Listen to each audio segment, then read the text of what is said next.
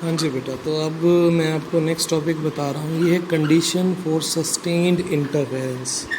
ठीक है ना, ये है कंडीशन फॉर सस्टेन्ड इंटरफेरेंस।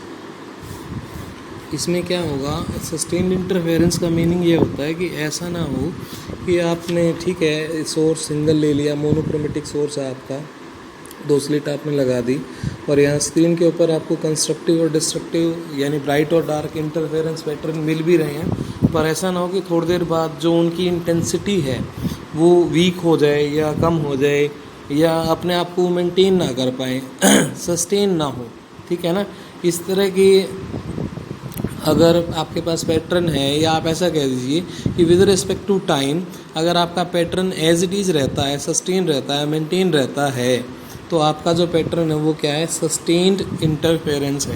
तो इसके लिए क्या क्या कंडीशंस हैं हमारी, देखो सबसे पहले कंडीशन है जो हमारी वेव होनी चाहिए वो एक सेम फ्रीक्वेंसी की और सेम वेवलेंथ की होनी चाहिए और वो कंटिन्यूस होनी चाहिए।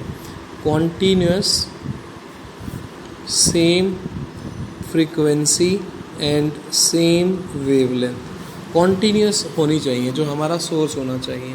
ठीक है ना, या आप ये कहिए कि जो हमारा सोर्स है वो कैसा हो, आपका कॉन्टीन्यूस हो और कोहेरेंट हो।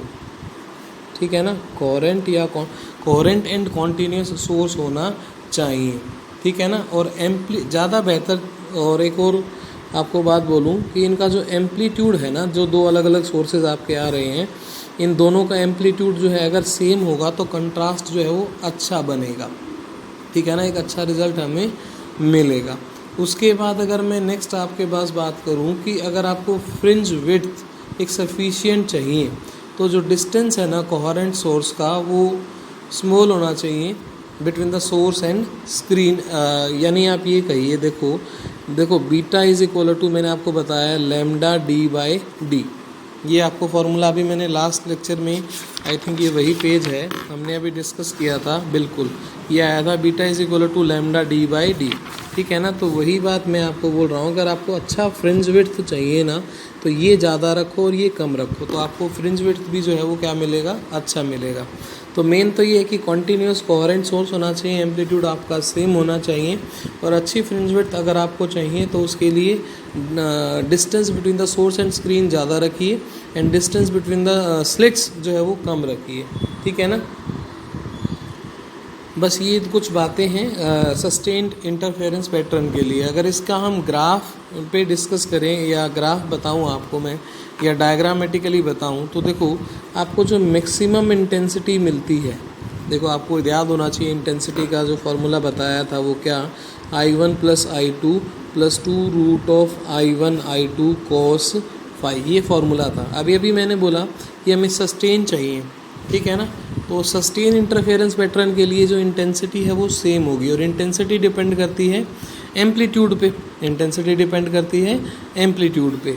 तो आपका जो फॉर्मूला बनेगा मैक्सिमम इंटेंसिटी का वो क्या बनेगा, वो ये बनेगा, उसमें मैक्सिमम कब होगा, जब फाई की वैल्यू क्या होगी आपके पास 0, क्योंकि कोस 0 क्या होता है, 1 होता है।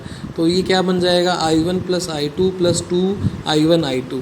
ठीक है, और इंटेंसिटी डिपेंड करती है एम्पलीट्यूड पे, तो यहाँ पर मैं लिख देता हूँ कि A + A का स्क्वायर, या अगर इसको एम्पलीट्यूड की टर्म में लिखना चाहो तो आप ऐसा भी लिख सकते हो, A = A1² + स्मॉल a1 ले लेता हूँ, small a2² + 2a1 a2 cos phi. तो ये 0 हो गया, 1 हो जाएगा ये, और क्योंकि ये दोनों सेम है, A1 = A2 है, तो ये क्या हो जाएगा, A + A का होल स्क्वायर हो जाएगा, A + A का whole square, sorry A + A का क्या हो जाएगा, होल स्क्वायर। तो आपके पास जो मैक्सिमम इंटेंसिटी आएगी उस वक्त एम्पलीट्यूड कितना होगा इसका, 2a का स्क्वायर हो जाएगा आपका 4a², और k क्या है यहाँ पर, कांस्टेंट ऑफ प्रोपोर्शनैलिटी। ठीक है, इसी तरह से मिनिमम अगर आप निकालना चाहते हो, मिनिमम इंटेंसिटी की अगर हम बात करें, क्योंकि ग्राफ बनाने के लिए पहले कंडीशंस तो देखनी पड़ेगी ना, तो मिनिमम कब बनेगा, जब आपका एम्पलीट्यूड जो है या डिस्ट्रक्टिव इंटरफेरेंस कब बनेगा, जब एंगल कितना ले लो आप, 180, कोस 180 कितना हो जाएगा आपका, -1। तो -1 होने से क्या हो जाएगा बेटा, A² + A² माइनस 2a²। तो ये a² 2a² हो जाएगा और ये हो जाएगा आपका माइनस 2a² और ये कैंसिल हो जाएगा, ठीक है ना, क्योंकि ये दोनों सेम है। तो ये इस तरह से बनेगा ना बेटा, a² + a² minus 2a1 2a into a, और ये तो cos 180 -1 आ ही चुका है, ठीक है। तो उस वक्त आपके पास इंटेंसिटी कितनी हो जाएगी, 0। तो अगर मैं डिस्टेंस और इंटेंसिटी वर्सेस एक ग्राफ आपको बताऊं, ये देखो, ये आपका सेंटर पॉइंट है, ये डिस्टेंस को रिप्रेजेंट कर रहा है, और ये मैं लिख देता हूँ इंटेंसिटी को रिप्रेजेंट कर रहा है। यानी इस तरह से जो y है वो इंटेंसिटी को रिप्रेजेंट कर रहा है और जो x है वो डिस्टेंस को रिप्रेजेंट कर रहा है। तो यहाँ पर तो आपको इनिशियली तो क्या मिलेगा, ब्राइट मिलेगा। इनिशियली क्या मिलेगा आपको, ब्राइट मिलेगा, ब्राइट फ्रिंज में आपको मिलेगी। उसके बाद आपको सेंट्रल ब्राइट भी इसको बोल देते हैं, CB सेंट्रल ब्राइट, ठीक है ना, क्योंकि यहाँ पर पाथ डिफरेंस 0 है। पाथ डिफरेंस 0 है तो एक ही फेज़ में पहुँचेंगे, तो यहाँ पर आपको कंस्ट्रक्टिव इंटरफेरेंस मिलेगा, ठीक है ना। देखो आपको रे डायग्राम में आपको याद दिला दूँ वो वाला, भाई ये आपके पास ये 2 स्लिट हैं और ये आपकी स्क्रीन है, तो एक यहाँ से चली और एक यहाँ से चली, दोनों ने सेम पाथ ट्रेवल किया है, तो पाथ डिफरेंस नहीं है तो फेज़ डिफरेंस भी आपका नहीं होगा। और यानी आप ये कह सकते हैं कि दोनों ही क्रस्ट पे होंगे या ट्रफ पे होंगे, तो कंस्ट्रक्टिव इंटरफेरेंस मिलेगा। इसलिए यहाँ पर तो कंफर्म है कि ये सेंट्रल ब्राइट है, ठीक है ना। उसके बाद अगर हम आगे बढ़ें कि हमारा फर्स्ट डार्क है या सेकंड डार्क है, वो कैसे बनेगा, तो देखो फर्स्ट डार्क बनेगा, इसके बाद ब्राइट के बाद बनेगा हमारा फर्स्ट डार्क, और डार्क की पोजीशन क्या होगी हमारी, डार्क की पोजीशन थी, आपको याद होना चाहिए, इसकी पोजीशन थी 2n-1। देखो फॉर्मूला क्या था हमारा, 2n-1 λ/2 और ये d/d। तो यहाँ पर फर्स्ट है तो n की वैल्यू 1 रखेंगे, तो ये हो जाएगा λ2 d/d, ठीक है ना। तो ये हो जाएगा λ2 d/d। ये आपके पास फर्स्ट डार्क हो गया। अब फर्स्ट डार्क के बाद आपके पास नेक्स्ट ब्राइट आएगा, ठीक है ना। ये क्या हो जाएगा, ये आपका फर्स्ट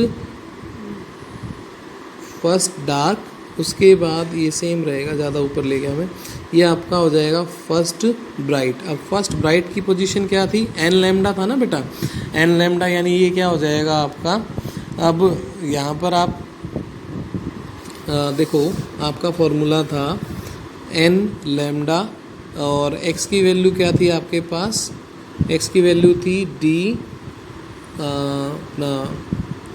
एक मिनट, देखो ये था आपका, हाँ, x d/d = n लैम्डा। तो यहाँ पर आपके पास x की वैल्यू आ गई थी n लैम्डा d/d। फर्स्ट है तो ये क्या हो जाएगा, लैम्डा d/d हो जाएगा, ठीक है ना।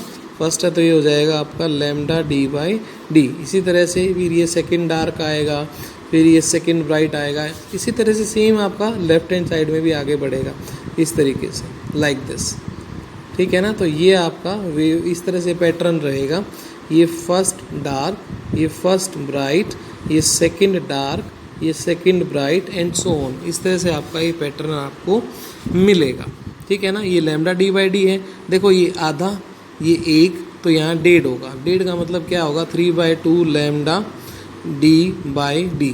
अब ये फिर ब्राइट बन गया, तो ब्राइट बन गया तो यहाँ पर हो जाएगा 2 लैम्डा d/d। इस तरह से आपको पैटर्न मिलेगा, ठीक है ना। सेम आपको लेफ्ट हैंड साइड में यहाँ पर माइनस साइन लगा देना, यहाँ पर आप क्या लिखोगे, -d λ/2d, ठीक है। इस तरीके से यहाँ माइनस लगाते जाना। अगर मैं इस डार्क की बात करूँ तो ये क्या हो जाएगा, -3/2 d λ/d, ठीक है। इस तरीके से एंड सो ऑन, इस तरह का रे डायग्राम आप बनाओगे, ठीक, ये सॉरी, इस तरह का आप डायग्राम इंटेंसिटी वर्सेस डिस्टेंस बनाओगे, ठीक है जी।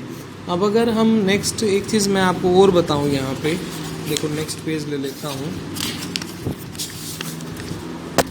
हाँ जी, देखो नेक्स्ट मैं आपको बता रहा हूँ कंपैरिजन ऑफ इंटेंसिटी, ठीक है। बस ये लास्ट टॉपिक है आज का हमारा, ये है कंपैरिजन ऑफ इंटेंसिटी। इंटेंसिटी को हमें कंपेयर करना है। तो इंटेंसिटी आपको पता ही है directly proportional to amplitude square होता है। तो अगर मैं दो इंटेंसिटी को कंपेयर कर रहा हूँ तो वो क्या हो जाएगा, a1² और a2², कांस्टेंट ऑफ प्रोपोर्शनलिटी है वो कैंसिल हो जाएगा, ठीक है ना।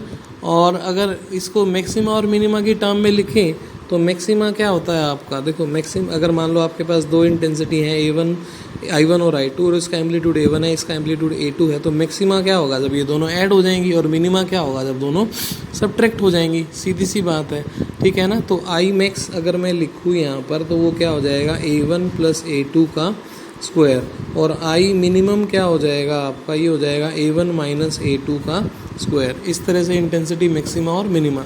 तो अगर इनकी रेशो निकालनी है हमें तो इन दोनों को डिवाइड कर दो, ठीक है, रेशो आ जाएगी। अब थोड़ा सा इसको हमने एडवांस कर दिया, यहाँ पर A1/A2 यानी A2 से डिवाइड कर दिया दोनों को, A1/A2 + A2/A2, तो ये तो 1 हो जाएगा, और यहाँ पर क्या है अंदर स्क्वायर। इसी तरह से यहाँ पर A1/A2 - A2/A2 और ये भी इसका स्क्वायर। तो इसको फिर हमने नेक्स्ट स्टेप में लिख दिया R+1 और R-1 का स्क्वायर = I max/I minimum, जहाँ पर R की वैल्यू क्या है आपके पास, R की वैल्यू है A1/A2, ठीक है, इस तरीके से, ठीक है बेटा। हाँ, अगर आप इसको ये इस इक्वेशन को ऐसे भी लिख सकते थे, √I1/I2 = A1/A2, स्क्वायर रूट ले लिया दोनों तरफ, ठीक है। इस तरीके से ये आपका एम्पलीट्यूड के बारे में है, ठीक है।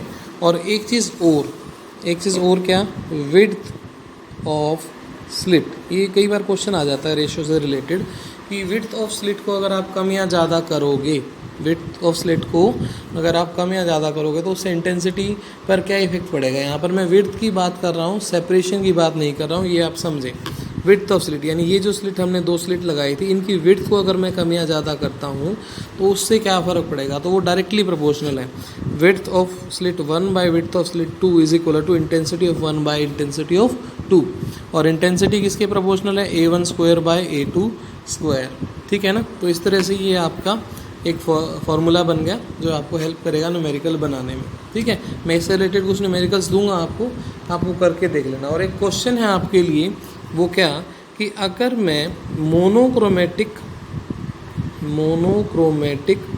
सोर्स को रिप्लेस कर देता हूँ किससे, वाइट लाइट से। ये आपके लिए क्वेश्चन है, मोनोक्रोमेटिक सोर्स को मैंने रिप्लेस कर दिया वाइट लाइट से, तो जो इंटरफेरेंस पैटर्न हमें मिलेगा वो कैसा मिलेगा, ये आपका क्वेश्चन है। कैसा इंटरफेरेंस पैटर्न हमें मिलेगा ये आपको मुझे बताना है, ठीक है बेटा। Okay class.